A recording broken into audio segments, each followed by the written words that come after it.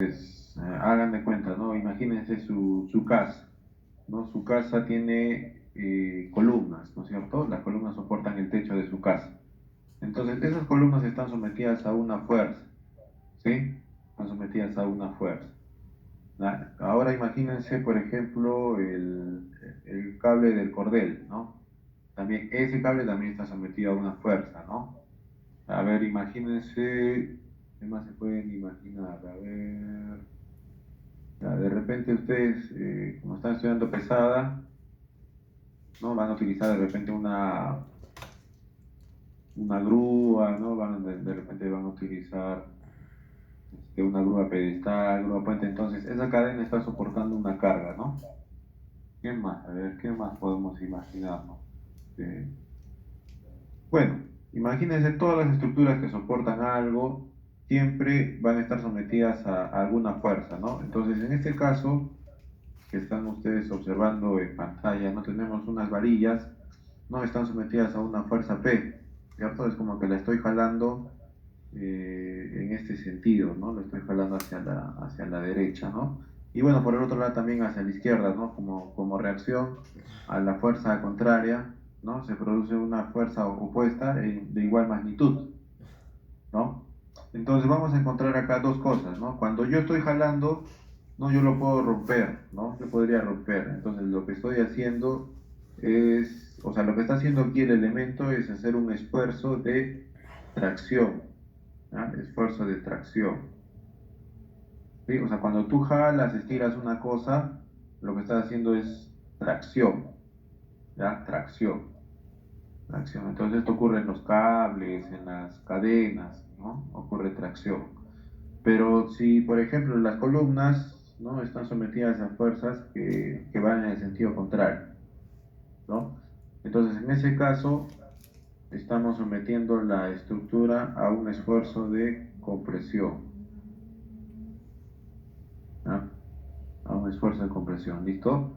Esos son los dos esfuerzos básicos, ¿no? Que existen en los materiales.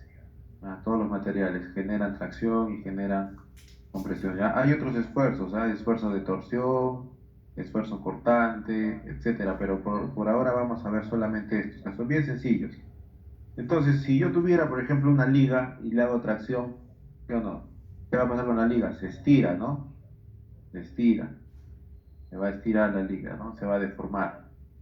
Pues lo mismo ocurre con las estructuras, por más rígidas que sean, ¿no? O sea, mientras más fuerza ejerzas, mayor va a ser la atracción, ¿no? Compresión, ¿no? Por ejemplo, la columna, ¿no? De su casa está sometida a un esfuerzo de compresión, ¿no? Entonces, no se ve, pero obviamente siempre se deforma, ¿no? Se deforma. Tú le pones más, tu casa la construyes de 2 pisos, soporta una fuerza. Se comprime un poco la columna, ¿no? Entonces, aumentan los pisos y esa columna se comprime un poco más, ¿no? Entonces, eso es lo que tenemos, ¿ya? Son los esfuerzos de tracción y los esfuerzos de compresión. No se olviden cómo son y cómo se deben entender. Entonces, ¿qué es para nosotros el esfuerzo? ¿Ah? El esfuerzo más bien lo definimos como la carga a la que está sometida un cuerpo con determinada área, ¿no? De sección, con determinada área de sección. Entonces, fíjense acá en esta fórmula, fíjense en esta fórmula de esfuerzo, ¿no? Este va a ser el símbolo de esfuerzo, ¿ya? Esfuerzo, el signo griego sigma. ¿Ah? Es como una O, como una rayita, ¿no? Es un sigma, no es una O, es sigma, ¿ya? Y P es la fuerza, la carga, ¿no es cierto? Entonces, fíjense, el esfuerzo es inversamente proporcional al área, ¿no es cierto? Entonces quiere decir que si tengo más área, la columna va a soportar menos esfuerzo, ¿no? Entonces si tuviera menos área, soporta más esfuerzo, ¿no? Soporta más esfuerzo. Eso también hay que tomarlo en consideración. Por eso, mientras más grandes, o sea, si se han fijado las columnas del estacionamiento de Texub, las de la base de abajo son bien gruesas, ¿no? Las columnas. ¿no? A comparación de las columnas que tenemos en nuestra casa, ¿no? Las columnas que hay, por ejemplo, en el mall, ¿no? Descargas, ¿no? La idea es que hay que disminuir el esfuerzo en algunos casos, porque a mayor esfuerzo, de repente más probabilidad de deformar o de dañar el componente. ¿Ok? Entonces, bueno, acá tenemos, ¿no? Lo que se muestra en la pantalla es la barra prismática en tensión, ¿no? El diagrama de cuerpo libre de un segmento, ¿no? Entonces, el segmento sin la barra, en el punto C, el segmento de la barra antes de la aplicación de las cargas, en la parte B, el segmento de la barra después de la aplicación de las cargas, como ven, se genera, en principio tenemos una longitud L, ¿no? Pero cuando aplicamos la tensión, cuando aplicamos la fuerza, a L se le suma esto, que es la deformación. Es la deformación. ¿Sí? Entonces, generalmente los metales tienen hasta cierto punto una permisividad, ¿no? de deformación. ¿Sí? Entonces, hasta cierto punto, ustedes están haciendo tecnología de los materiales o han hecho materiales en algún punto. Entonces se supone que la curva de todos los metales, sobre todo el acero, es más o menos así, ¿no? Sube, es recto, y ahí baja un poquito y tiene esta curva así, ¿no? Entonces, de acuerdo al esfuerzo. Entonces, en un principio, digamos, a más fuerza, acá en este caso, digamos, la gráfica es fuerza por deformación, ¿no? Fuerza por deformación. Entonces, cuando le aplicamos una fuerza pequeñita o una fuerza baja, entonces el elemento se deforma y tiene una zona, esta línea se llama la zona elástica. ¿Sí? O sea, cualquier metal, cualquier acero, por ejemplo, tiene esta forma, ¿no? Que hasta cierto punto se puede estirar como una liga, ¿no? Pero cuando ya superas ese punto, pasas a la parte plástica. Pues la parte plástica, por ejemplo, nosotros la manejamos para poder hacer trabajos en el metal, ¿no? De repente queremos doblarlo, queremos alargarlo un poco, debemos llegar hasta la parte plástica, ¿no? Y después tenemos una parte en la que ya es una deformación un poco mayor hasta llegar a una zona de rotura, ¿no? Y esto puede destruir la estructura. Ok, bueno, esto lo van a entender un poco más en el laboratorio quizá, porque incluso hacen las pruebas, ¿no? De tracción, ¿sí? Las pruebas de compresión, tracción, ¿no? Pues bueno. Y bueno, ahí tenemos esa deformación, ¿no? Y los esfuerzos normales en la barra, ¿no? Ahí están los esfuerzos. No se olviden, esfuerzo, por si acaso, es la fuerza aplicada en un área, ¿no?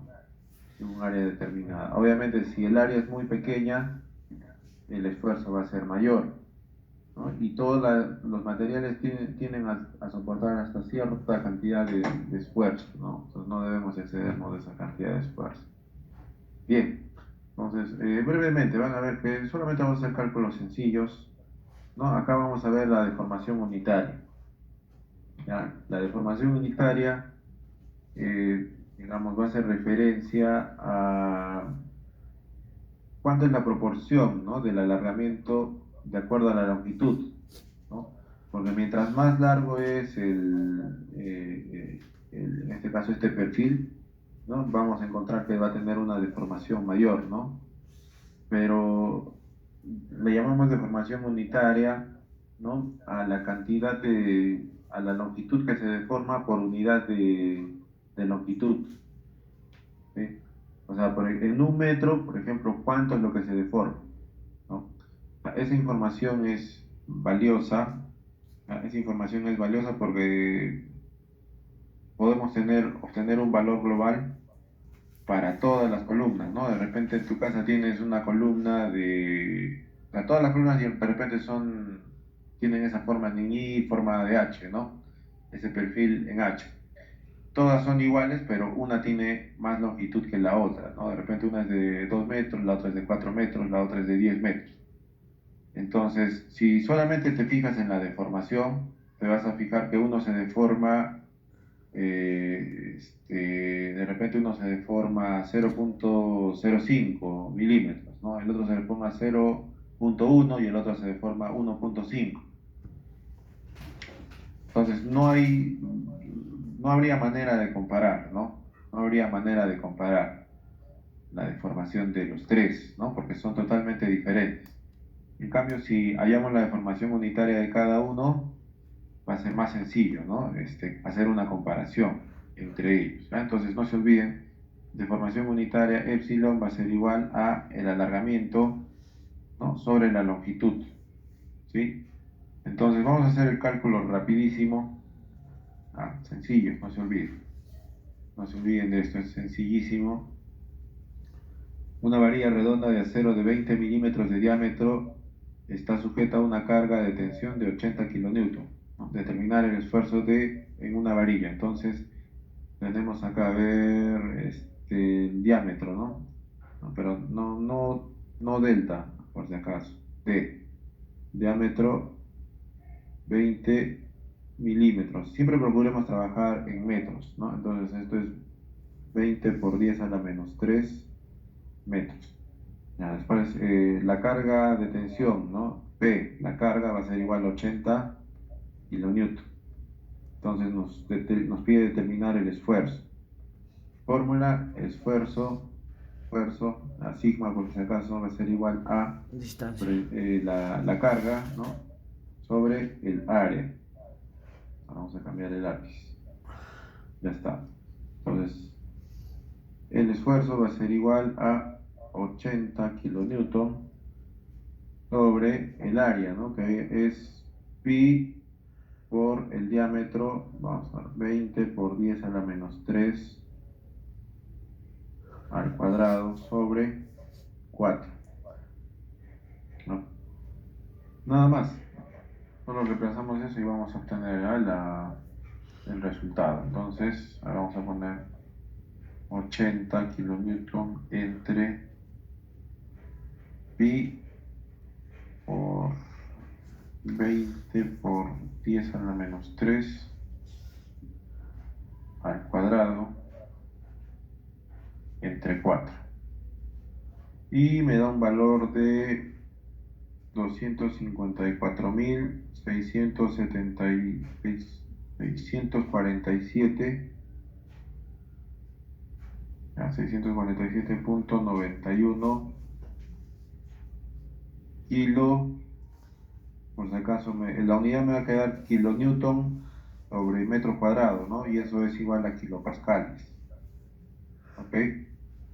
Entonces lo puedo simplificar un poco más, ¿no? Puedo pasar acá los tres decimales, yo les diré en el problema si necesito la respuesta sí.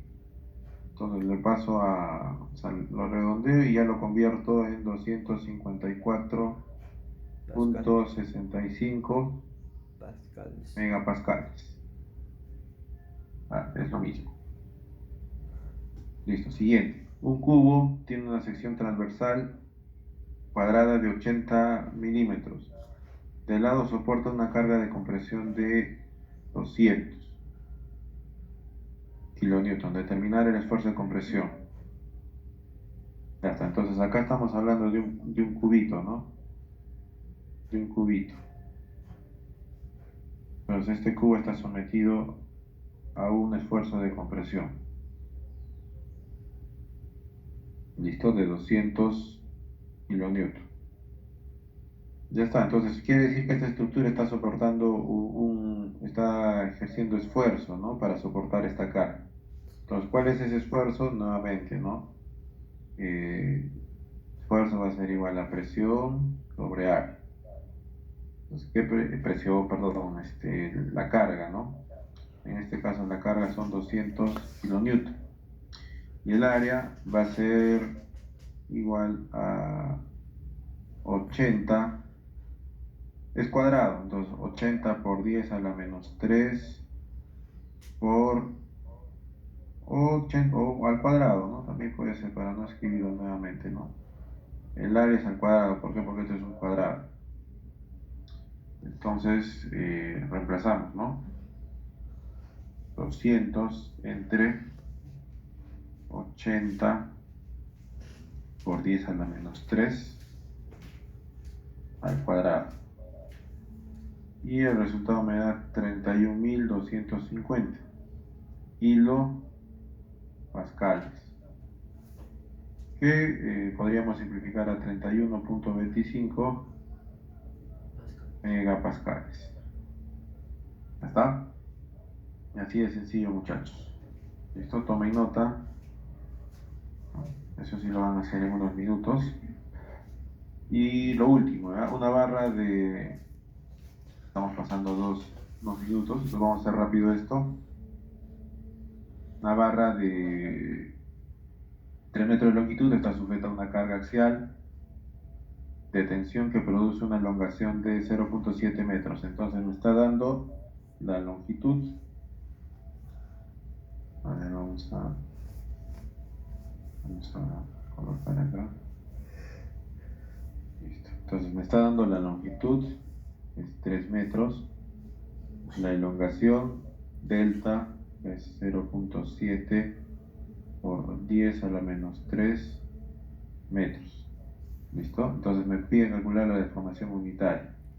Entonces, deformación unitaria va a ser igual a delta sobre la longitud.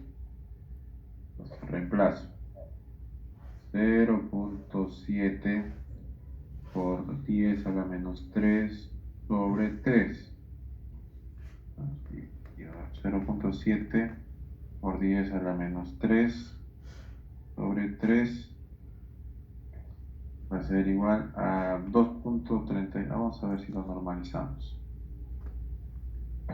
Ya, 0.233 por 10 a la menos 3.